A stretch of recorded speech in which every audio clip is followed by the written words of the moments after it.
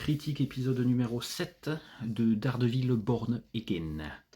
Alors première chose, déjà enfin, point positif, c'est que je retrouve l'ambiance des dernières saisons, et plus particulièrement une ambiance assez super-héroïque, surtout au moment donné où il y a le dernier combat entre Muse et Daredevil.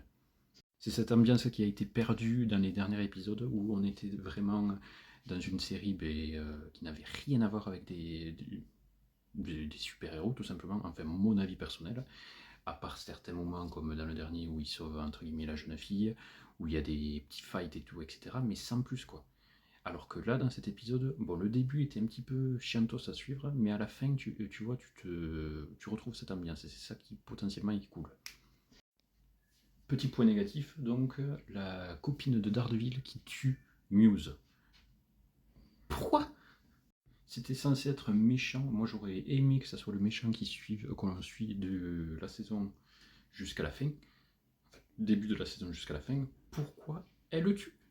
Certes, c'était un personnage complètement taré et tout, etc. dans l'histoire, mais c'était vraiment un bon personnage, quoi. J'avoue, il était parfait en termes de méchant. Là, vous allez nous foutre Fisk, donc qui est certes aussi un très bon méchant, mais qui n'a aucun impact, je vais le dire clairement, sur Daredevil, quoi. Il a un impact sur la ville, etc. Il fait son petit plan diabolique, ça c'est cool à suivre, etc. Mais quel est le rapport avec Daredevil, en fait? Comment ils vont nous l'amener?